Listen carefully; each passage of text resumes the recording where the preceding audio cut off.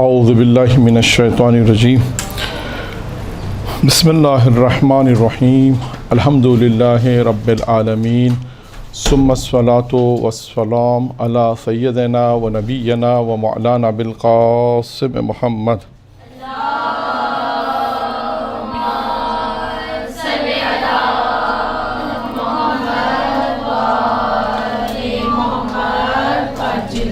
وآل بیتہ الطیبین الطاہرین المعصومین المنتخبین المیامین اما بعد۔ آج ہماری گفتگو کا جو عنوان ہے وہ ہے پیغمبر اسلام حضرت محمد مصطفیٰ صلی اللہ علیہ وآلہ وسلم کی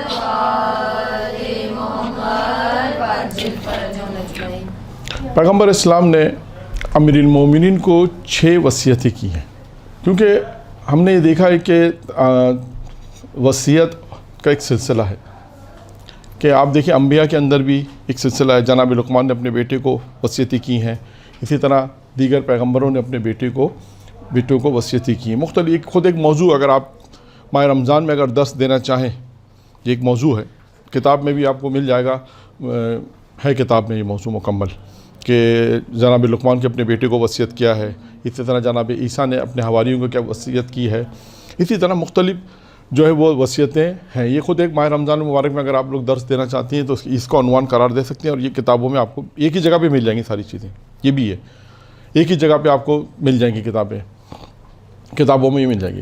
تو اب ایک سلسلہ ہے نصیحت کا، اور اس نصیحت کے لیے امیر المومنین پیغمبر اسلام نے کہا علی میں تمہیں 6 باتیں بتاؤں یا 6 لاکھ بکریاں دوں مثلا۔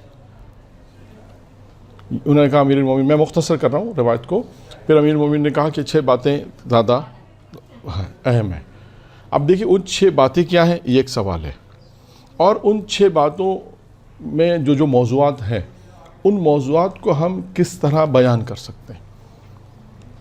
اہم ترین چیز یہ بھی ہے، دیکھیں آپ لوگ یہاں درس کے ساتھ ساتھ مجلسیں بھی پڑھتی ہیں، درس بھی دیتی ہیں، تو آپ میں کوشش یہ کرتا ہوں اپنے درس میں کہ درس کے ساتھ ساتھ یہ بھی وضاحت ہو کہ آپ کو درس پڑھنے میں یا درس دینے میں تھوڑی آسانی ہو جائے۔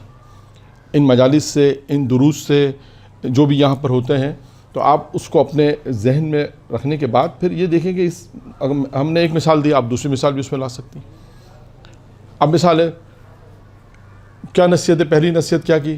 پہلی نصیحت پیغمبر اسلام نے کی علی، یا علی جب تم دیکھو لوگوں کو، یا علی جب تم دیکھو لوگوں کو لوگ مستحبات میں مشغول ہو جائیں تو تم واجبات میں اپنے آپ کو مشغول کر لو۔ اچھا، اب یہ ایک جملہ ایک ہے نا، اب اس کی معاشرے میں ایک مثال کیا ہے؟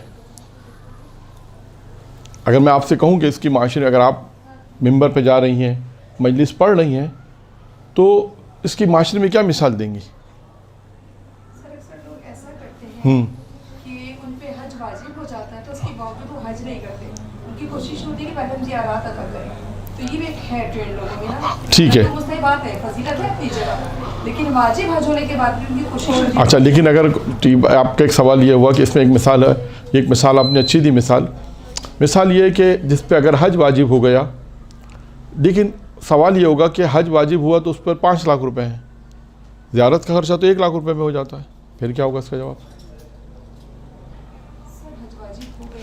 نہیں، ہاں استعداد ہے، نہیں استعداد، ہاں اگر 2 الگ الگ باتیں ہیں۔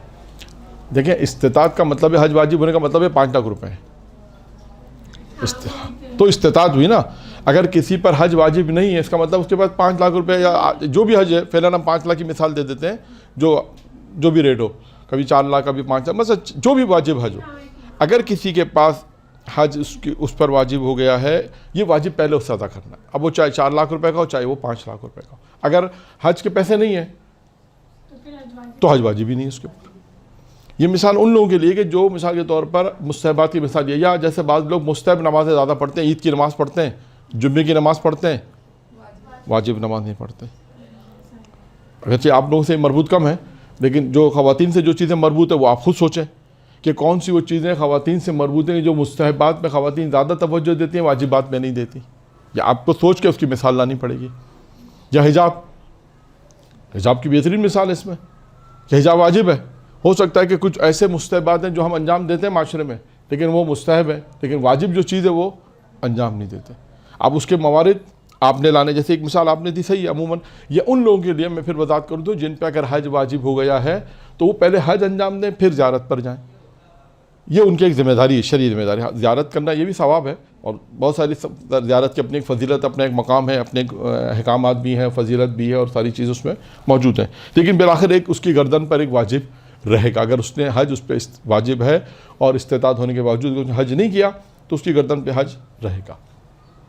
اسی طرح اور بھی آپ مثالیں اپنے طور سے دیکھیں معاشرے میں کہ ہم اپنے گھریلو نظام میں, معاشرتی نظام میں, خاندان میں کون سی ایسی چیزیں جس میں ہم مستحبات پہ زیادہ توجہ دیتے ہیں. یا مثال آپ کو ایک اور دے دیں کہ ہو سکتا ہے خواتین واجب نمازیں توجہ سے نہیں پڑھتی, مستحب نماز بہت توجہ سے پڑھ لی ہے مثلا شاید, یا مستحب نمازیں زیادہ پڑھتی ہیں, واجب نمازیں شاید ہو سکتا ہے لیکن ایسا کم ہی ہوگا. تو اب خیر بہت سی ایسی مثالیں مردوں میں تو مل جاتی ہے, جیسے مستحب نمازوں کی میں نے مثال دی, جمعے کی نماز بہت لوگ پڑھتے ہیں, واجب نماز نہیں پڑھتے.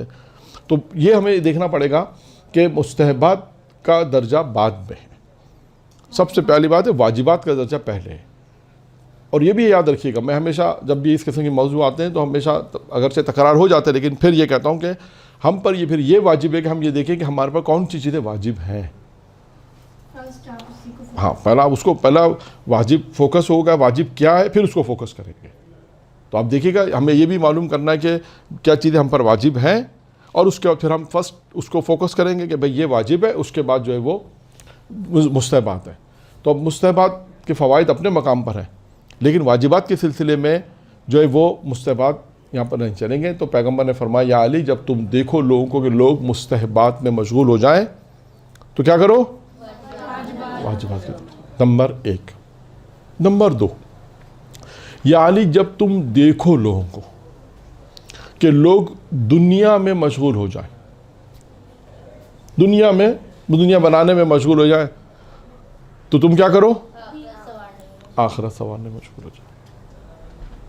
یعنی دیکھا آپ نے امیر المومنین کو کیا وصیت کر رہے ہیں کہ علی جب تم دیکھو لوگ دنیا بنانے میں لگ جائیں. آج کا معاشرہ کیا ہے, دنیا بنانے میں مصروف ہے. تو امیر المومنین کا علی جب تم دیکھو لوگوں کو جب لوگ دنیا بنانے میں مشغول ہو جائیں تو تم آخرت بناؤ. اور اس سے دنیا کی پستی بھی بتائی اور آخرت کی بلندی بھی بتا دی.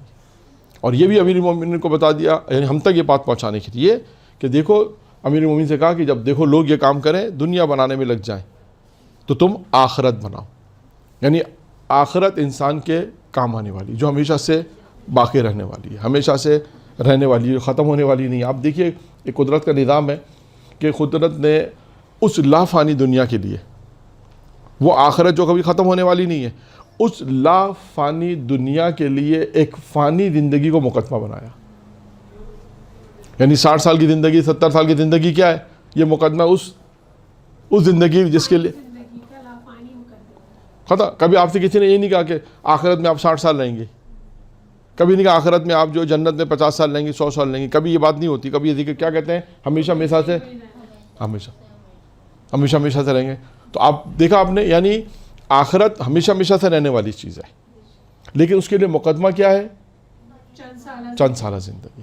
تو اب انسان عقل مند کون ہوگا کہ اس چند سالہ زندگی کے لیے وہ جو زندگی ہے اس کو اس طرح ڈیولپ کرے, اس طرح اس کو بھی گزارے کہ وہ آخرت کی زندگی کو اچھی طرح سے گزار سکے.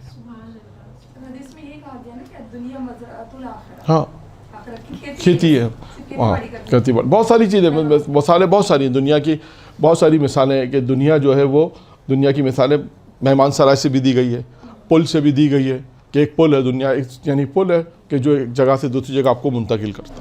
تو خیر دوسرا حصہ روایت کا. تیسرا حصہ کیا روایت کا, تیسرا حصہ روایت کا یہ کہ جس میں پیغمبر اسلام فرماتے ہیں کہ جب تم دیکھو لوگوں کو لوگ دنیا کی زیب و زینت میں لگ جائیں. ایک دفعہ دنیا کو ترجیح دے رہے, ایک دفعہ دنیا کی زیب و زینت میں لگ جائیں تو اس وقت تم کیا کرو, آخرت کی زیب و زینت میں لگ جاؤ. یعنی جو لوگ دنیا کو خوبصورت بنا رہے ہیں, دنیا کو اچھا بنا رہے ہیں, تو اس وقت تم آخرت کو اچھا بناؤ. اور وہ آخرت کو انسان اچھا کیسے بنائے گا, اپنے اعمال کے ذریعے سے.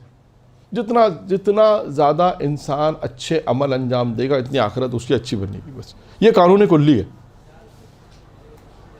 کہ یا علی جب تم دیکھو لوگوں کو کہ لوگ دنیا، ایک دو جملے دنیا سے متعلق ہے، دنیا بنانے میں اور دنیا کو زیب و زینت دینے میں. آخرت بناؤ اور آخرت کو زیب و زینت دو، یہ دو چیزیں ہو گئی. تو آخرت کو بنانا ہے تاکہ انسان ہمیشہ جہاں بھی رہے گا وہاں پر ہمیشہ اچھی جگہ ہو. بہت مختصر کر رہا ہوں میں اس کو، ٹھیک ہے. اب آئیے چوتھا جملہ. چوتھا جملہ یہ ہے کہ جس میں پیغمبر اسلام نے فرمایا یا علی جب تم دیکھو لوگوں کو کہ لوگ کثرت عمل میں پڑ جائیں، لوگ بہت زیادہ عمل میں پڑ جائیں، کثرت عمل میں پڑ جائیں، تو اس وقت تم کیا کرو؟ اخلاص کا نمونہ بن جاؤ. اخلاص یعنی خلوص. اور آپ دیکھیے گا کہ شیطان کے انشاءاللہ جب بھی موضوع آئے گا یا آج دوسرے جلسے میں اگر آ گیا کہ ہم یہ بیان کریں گے کہ بہت سے کون سے وہ موارد ہیں جس میں شیطان ہمیں بہکاتا ہے اور ہمارے پاس کیا ہتھیار ہے. یہ ایک اہم موضوع ہے پوری زندگی کے لیے، انسان کے لیے. میں کتاب کا نام بتا دیتا ہوں، میزان الحکمہ میں جائیں. کتاب کا نام ہے میزان الحکمہ، جلد نمبر 5. اس میں آپ شیطان کا چیپٹر ہے باقاعدہ، اس کو کھولے. جو کچھ میں بیان کروں گا اگلے جلسے میں انشاءاللہ وہ اسی چیز سے بیان ہوگا. یعنی کہنا مقصد یہ کہ خلوص کی بات میں نے کیوں کی؟ علی نے کیا کہا؟ پیغمبر اسلام نے کہا علی جب تم دیکھو لوگوں کو کثرت لوگ پڑ جائیں تو تم اخلاص کا نمونہ. اب اخلاص کیا چیز ہے؟ یہ ایک موضوع ہے. اور دیکھیے شیطان کی بات میں نے کیوں کی کہ قرآن مجید میں سورہ صاد میں شیطان نے جب شکست کھائی ہے تو کہاں پہ کھائی ہے شکست؟ کہ پروردگار سے کہا میں تیرے تمام کے تمام بندوں کو بہکاؤں گا، اغوا کر لوں گا، سوائے کس کے؟ مخلص بندوں کے. یعنی آپ یہ سوچیں کہ شیطان جو انسان کے پیچھے لگا ہوا ہے، جو انسان کے پیچھے لگا ہوا اور آخری دم تک لگا ہوا ہے، جب تک انسان کی روح نہیں نکل جاتی جب تک اس کے پیچھے اس کو بہکانے پہ لگا، وہ شیطان اگر یہ کہہ دے کہ پروردگار اب میں ان بندوں پہ میرا حربہ نہیں چلے گا، وہ بندے میرے بہکائے میں نہیں آئیں گے جن کے پاس خلوص اخلاص ہے. تو آپ سوچیں وہ اخلاص کتنا مشکل ہوگا کام کرنا، اتنا آسان نہیں ہوگا. آپ اخلاص سے کوئی کام کر رہے ہیں، آسان نہیں ہے، آپ کا نام نہیں آ رہا. اخلاص اور ریا میں یہی فرق ہے. ریاکاری میں یہ ہوتا ہے کہ انسان جو کام کرتا ہے لوگ دیکھیں، میں دکھاؤں کہ میں یہ کام کر رہا ہوں. اخلاص میں کیا ہوتا ہے؟ اللہ جانتا ہے. اخلاص یہی ہوتا ہے، خلوص سے کام انسان انجام دیتا ہے. اس میں اللہ جانتا ہے کہ آپ نے کتنے اخلاص سے کام کیا ہے، کتنے اخلاص سے نیکی کی، کتنے اخلاص سے آپ نے دوسروں کی مدد کی ہے. اور یہ دوسروں کو پتہ نہ چلے کتنا مشکل کام ہے کہ ہم نیکی کر رہے ہیں تو پتہ تو چلنا چاہیے نا ہم نے نیکی کی ہے، لیکن نہیں پتہ چل رہا. تو یہ اخلاص انسان کے اندر تحمل کرتا ہے کہ اخلاص کے ساتھ. اب اخلاص دیکھیں کسے کہتے ہیں. ایک تاریخ وہ کئی واقعات ہیں، میں آپ کے سامنے امیر المومنین کے 2 واقعات بیان کرتا ہوں، شاید پہلے بھی بیان کیے ہوں گے لیکن اور آپ سے اس واقعے سے درس کیا ملتا ہے وہ بھی آپ سے پوچھوں گا. یہ واقعہ کتابوں میں موجود ہے کہ آیت اللہ مرش نجفی کا نام آپ نے سنا ہوگا. آیت اللہ مرش نجفی تقریباً آج سے 1990 میں انتقال ہوا غالباً، تقریباً 32 سال ہو گئے میرا خیال ہے. آیت اللہ مرش نجفی اللہ ان کی مغفرت فرمائے، درجات بلند فرمائے. بہت تشیع کے بہت بڑے مرجع اپنے زمانے کے اور بہت بڑے عالم تھے. ان کا بڑا کتاب خانہ ہے، خود ایک ہسٹری ہے ان کی پوری ایک کتاب خانے کی بھی، اور دنیا کے مشہور کتاب خانوں میں ان کا نام آتا ہے. خیر وہ شخصیت بڑی شخصیت ہے. انہوں نے خواب دیکھا. انہوں نے خواب میں دیکھا کہ روز محشر ہے، پیغمبر اسلام کہہ رہے ہیں امیر المومنین سے، کہہ رہے ہیں علی عرب کے شاعروں کو بلاؤ، ان سے کہو کہ وہ کلام پیش کریں. اور پھر اس کے بعد کہا کہ علی فارس کے شاعر کو بلاؤ، وہ بھی اپنا کلام پیش کریں. تو امیر المومنین نے ایک شاعر، فارس کے شاعر شہریار کو بلایا اور کہا کہ وہ کلام پڑھو جو تم نے میرے لیے لکھا ہے. یہ آغا مرشی خواب میں دیکھ رہے کہ امیر المومنین نے شہریار کو مخاطب کیا اور کہا کہ وہ کلام پڑھو جو تم نے میرے لیے لکھا. اور ان کی آنکھ کھل گئی آیت اللہ مرشی کی. آغا مرشی جب آنکھ کھلی تو انہوں نے مطلب پوچھا لوگوں سے یہ کون ہے؟ بولا تبریز کا ایک شاعر ہے. اس زمانے میں اتنی اس کی شہرت نہیں تھی. کئی شاعر ہے شہریار نامے کا، اس کو بلاؤ. اس کی دعوت کی گئی. خیر دعوت جب کی گئی بیٹھے اور گفتگو کے دوران پھر انہوں نے کہا کہ وہ کلام پڑھو جو تم نے امیر المومنین کے لیے لکھا ہے. اب شاعر تو بڑا پریشان ہو گیا, شاعر تو بہت پریشان ہو گیا.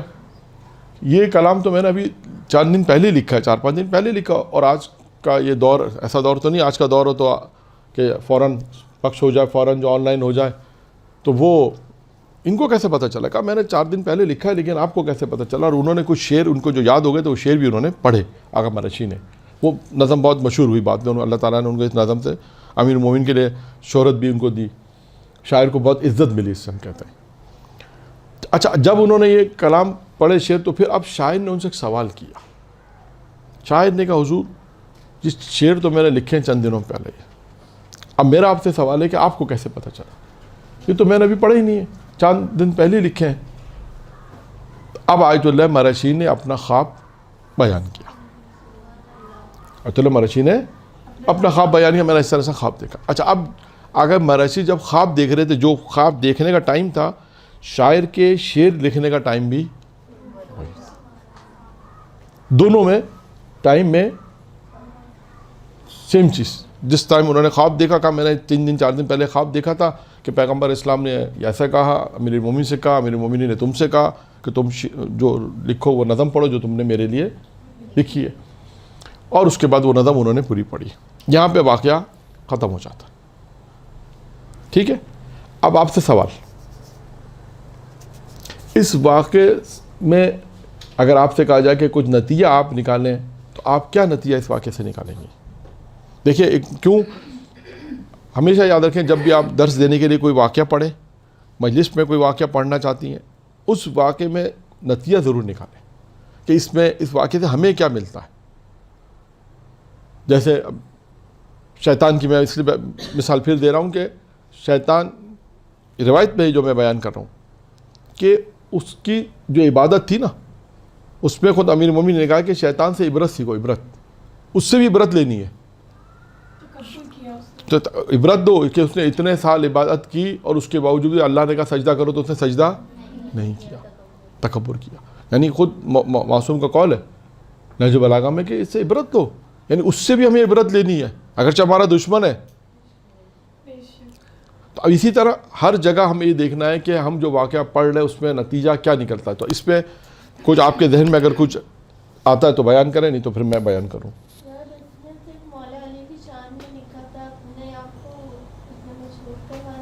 نہیں مشہور, ہاں جی, مولا کائنات سے جو خلوص ہے ان کا, جو محبت ہے, اس کو مولا نے محسوس کیا اور پھر ان کو آیت اللہ مراشی کو کہا کہ ان کو بلوایا جائے اور ان سے وہ کلام سنا جائے. ان کی خلوص کی اہمیت نہیں پتہ چل رہی ہے. تقریباً صحیح ہے. ایک اور اس کو کسی اور جملے میں بھی پیش کر سکتے ہیں. آیت اللہ مراشی نجفی صاحب خلوص کی اس منزلت پہ تھے کہ جس ٹائم پہ لکھا جا رہا تھا اسی وقت ان کو بھی وہ خواب پتا تھا. ٹھیک ہے, اس سے ہمارے لیے کیا فائدہ ہے, ہمیں کیا نتیجہ ملتا ہے؟ یہ تو بات وہ ہے کہ ان میں خلوص تھا, انہوں نے دیکھا, اس میں اخلاص تھا, اس نے لکھا. کیسے, کیا ولایت علی میں کیا ملتا ہے؟ یعنی وہ ایک شاعر تھا, محبت علی میں اسے لکھ دیا. خلوص کا ہی ہے, اخلاص کا ہی ہے. جی ہمارے دل میں بھی ولایت علی اسی طرح ہونی چاہیے. یعنی کیسے ہونی چاہیے؟ جیسے کہ اس شاعر کی شاعر نے تو شعر لکھے, محبت علی میں شعر لکھے. محشر میں باقاعدہ ان کو انوائٹ کیا گیا کہ مطلب ان کا کلام پیش کیا جائے, اس کی منزلت. ہاں اچھا, اب اس کو ایک اچھے, یعنی تمام آپ کی باتیں ملتی جلتی ہیں, اس کو ہم اپنے اس الفاظ میں یوں بیان کریں کہ اگر اخلاص سے لکھا جائے تو پہلے آل محمد سنتے ہیں پھر دنیا والے سنتے ہیں.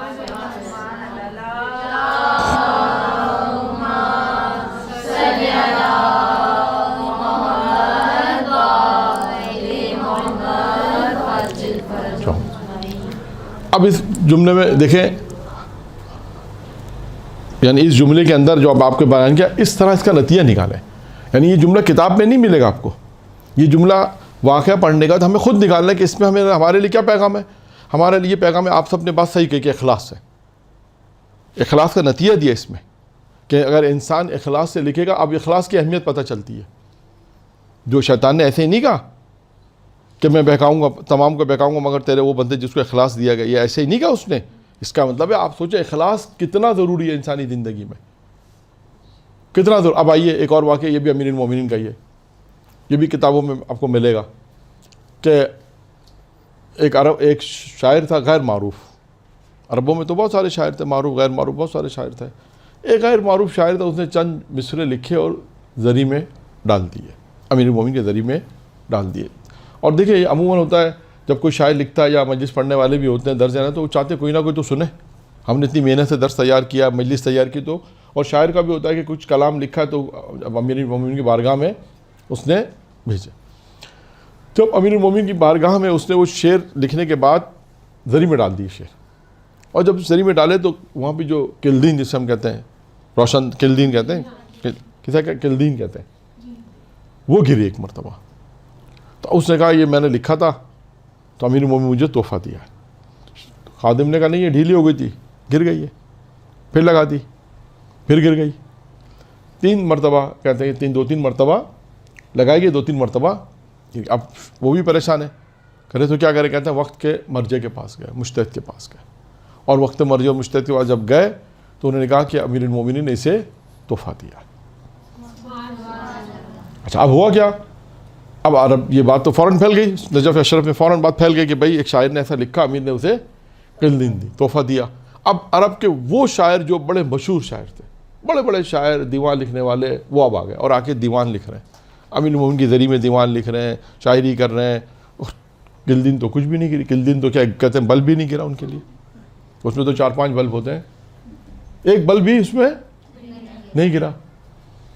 تو اب لوگوں میں تو, شاعروں میں تو تھا کہ بھائی ایک شاعر نے کیا, غیر معروف شاعر تھا, کیا 4 جملے لکھ دیے.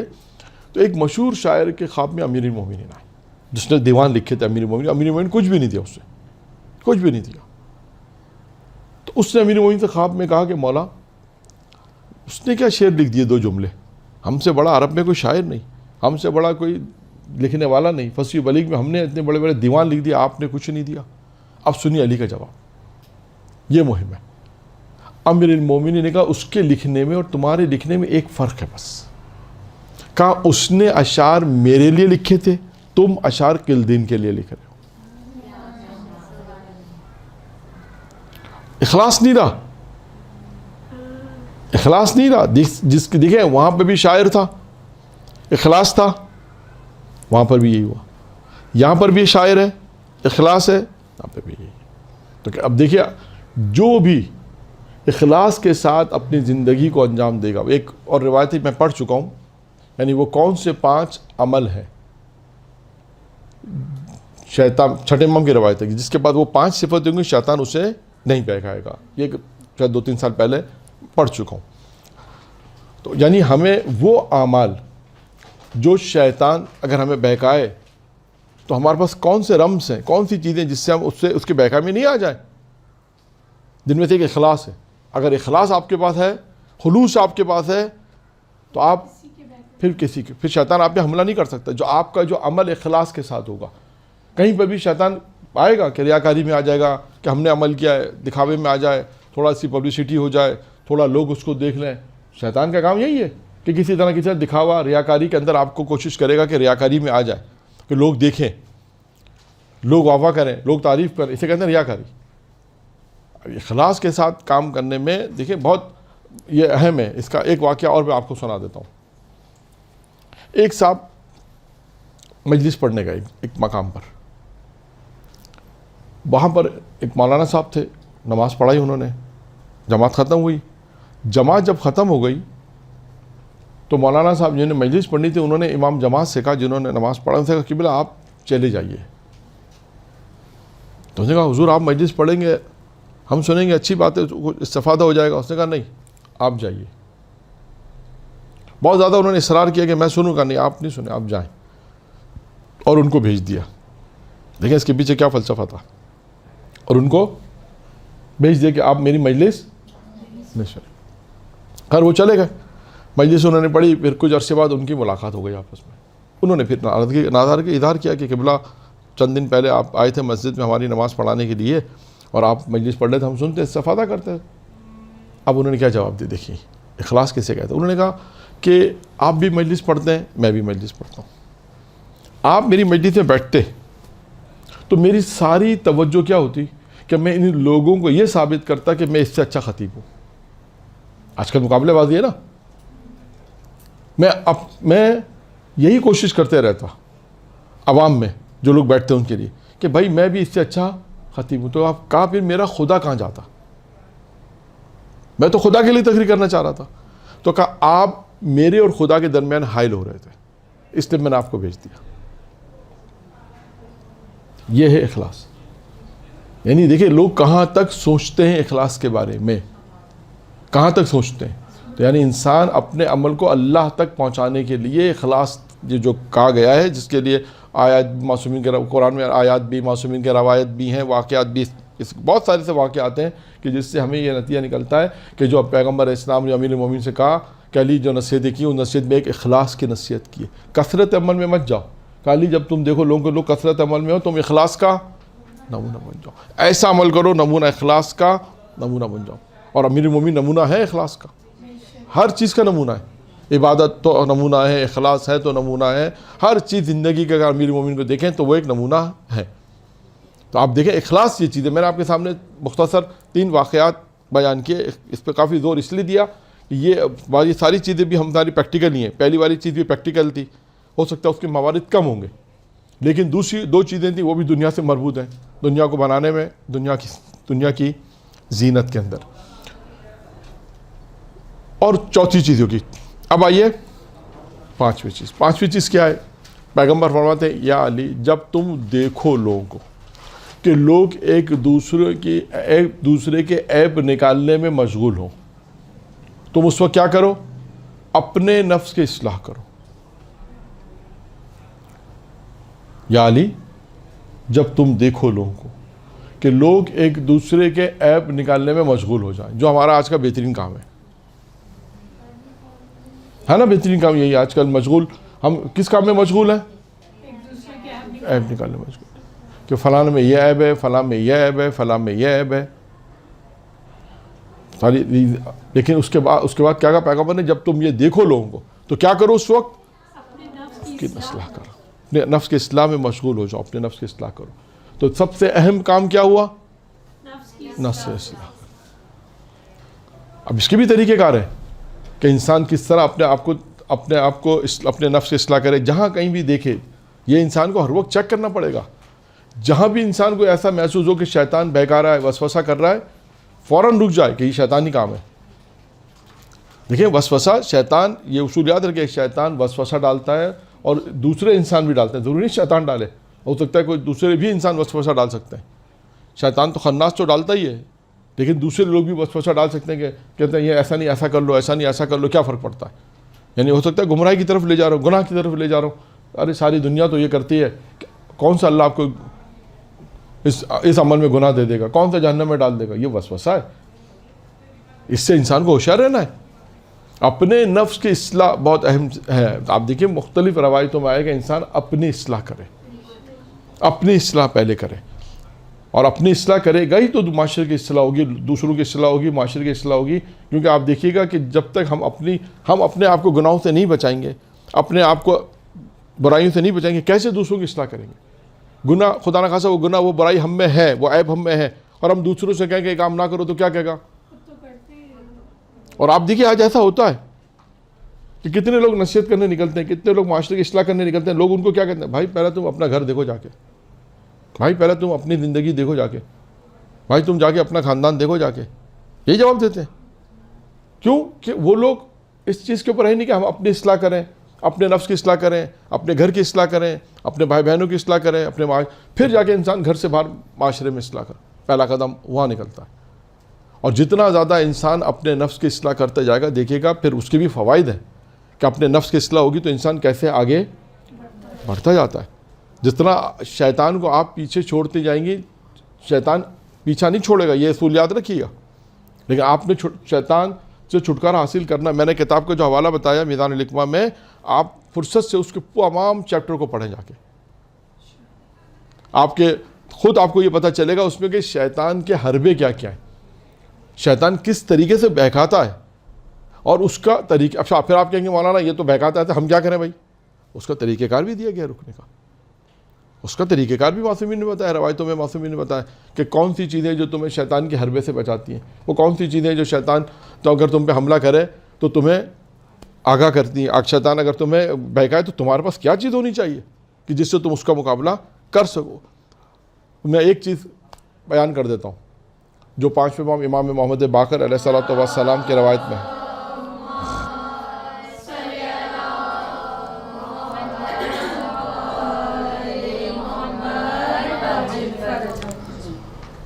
جس میں 5ویں امام سے پوچھا گیا، سوال کیا گیا کہ مولا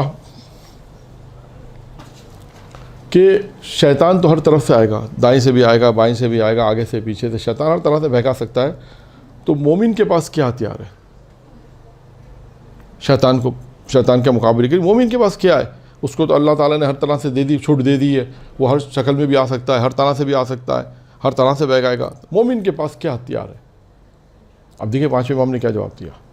5ویں امام نے فرمایا اللہ نے اسے عقل جیسی نعمت عطا کی. اللہ نے جو عقل عطا کی ہے وہ کس لیے عطا کی ہے؟ یہ اس لیے عطا کہ ایک کام اس کا یہ بھی ہے کہ شیطان کے حملوں سے بچیں، سمجھیں، عقل کو استعمال کریں، یہ پرکھنے کے لیے، سمجھنے کے لیے، گمراہی سے بچنے کے لیے، حق و باطل کی پہچان کے لیے.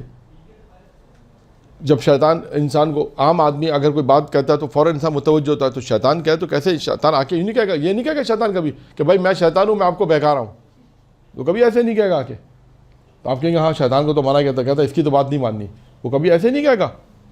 وہ اس طرح سے آپ کو بہکائے گا یا اس طرح سے وسوسہ ذہن میں ڈالے گا کہ آپ کو پتہ بھی نہیں چلے گا.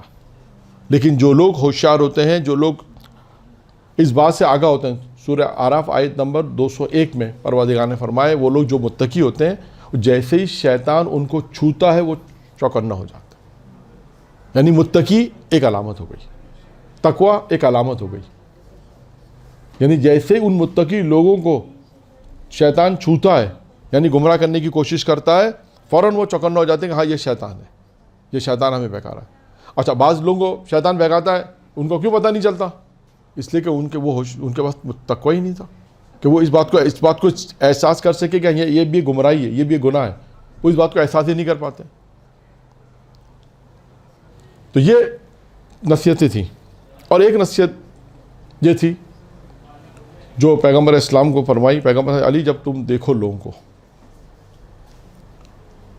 کہ لوگ ایک دوسرے سے، ہاں جب تم دیکھو، آخری نصیحت کہ جب تم دیکھو لوگوں کو کہ لوگ ایک دوسرے سے تعلق پیدا کرنے میں بے چین و بے قرار ہو. ایسا ہے یا نہیں آج معاشرے میں؟ ہے؟ یعنی آج معاشرے میں ایسا ہے. کیا ہے کہ جب تم دیکھو یا علی جب تم دیکھو لوگوں کو کہ لوگ آپس میں ایک دوسرے سے تعلق پیدا کرنے میں بے قرار ہو. یعنی کیا مطلب؟ پہلے اس جملے کو وضاحت کر دو، اس جملے کو سوچیں. دیکھیں اس جملے میں کیا ہے کہ آج معاشرہ ایک دوسرے سے، یعنی ہر آدمی ایک دوسرے سے تعلق کیوں پیدا کرنا چاہتا ہے؟ اس سے فائدہ اٹھانا چاہتا ہے. یعنی یہ مراد ہے.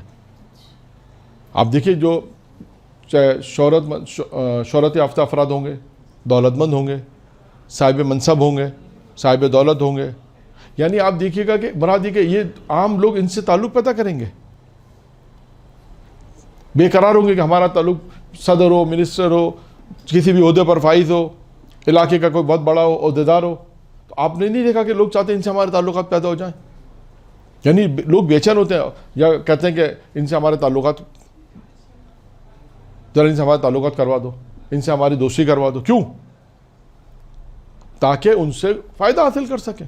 عموماً ایسا ہی ہوتا ہے. آپ سنیے جملہ، پیغمبر کیا فرماتے ہیں؟ یا علی جب تم دیکھو لوگوں کو کہ لوگ ایک دوسرے سے تعلق پیدا کرنے میں بے قرار ہو، بے چین ہو، تو اس وقت تم کیا کرو؟ اللہ سے اپنا تعلق پیدا کرو. اللہ سے اپنا تعلق پیدا کرو. توریت میں 12 جملے ہیں. ایک جملہ بیان کرتا ہوں، پھر اس کے بعد یہ درس اختتامی مراحل میں. 12 جملے ہیں توریت میں. امیر المومنین فرماتے ہیں کہ ان جملوں کو کبھی انشاءاللہ وہ 12 جملے میں نے کبھی یہاں نہیں پڑھے، انشاءاللہ کوشش کروں گا کسی دن پڑھنے کے لیے. وہ 12 جملے میں امیر فرماتے ہیں میں دن کو 3 مرتبہ اور رات کو 3 مرتبہ پڑھتا ہوں. وہ 12 جملے، ان 12 جملوں میں ایک جملہ یہ ہے جو خدا اپنے بندے سے کہتا ہے. یعنی 12 جملوں میں خدا نے اپنے بندوں کو مخاطب کیا ہے، اے آدم کی اولاد، یوں کر کے مخاطب کیا ہے، اور کہا اے آدم کی اولاد. پھر کہا ایک جملہ کیا کہا کہ تم لوگ، یعنی خدا متعال بندے کو مخاطب کہتا ہے کہ دیکھو لوگ تم سے تعلق پیدا کرتے ہیں اپنے مفاد کے خاطر. یعنی اب وہی والی مثال ہو گئی نا، اگر کسی کے پاس عزت ہے، دولت ہے، شہرت ہے، پیسہ ہے، تو خدا کہتا ہے ان لوگوں کو، خدا مخاطب کہتا ہے اے لوگوں، اے انسانوں، تم لوگوں، یعنی تم لوگوں سے لوگ تعلق پیدا کرتے ہیں اپنے مفاد کے خاطر. یعنی وہ لوگ جو تم سے تعلق پیدا کر رہے ہیں ان کا مفاد ہے، تمہارا مفاد نہیں ہے. اس لیے کہ اگر ایک بہت بڑا پیسے والا ہے، صاحب دولت ہے، اس سے لوگ تعلق پیدا کریں تو کس کو فائدہ پہنچے گا؟ اس پیسے والے کو کیا فائدہ ہوگا؟ وہ اس کو فائدہ پہنچے گا جو تعلق پیدا کرنا چاہتا ہے. خدا کیا کہتا ہے؟ اے لوگوں، لوگ تم سے تعلق پیدا کرتے ہیں اپنے مفاد کے خاطر، میں تم سے تعلق پیدا کرتا ہوں تمہارے فائدے کے خاطر. یعنی خدا اگر ہم سے تعلق پیدا کر رہا ہے تو اس میں کس کا فائدہ ہے؟ ہمارا ہی فائدہ ہے. تو یہ 6 نصیحتیں تھیں پیغمبر اسلام کی امیر المومنین علیہ السلام کو، جو میں نے آپ کے سامنے بہت مختصر بیان کی. درود پڑھیں محمد و آل محمد.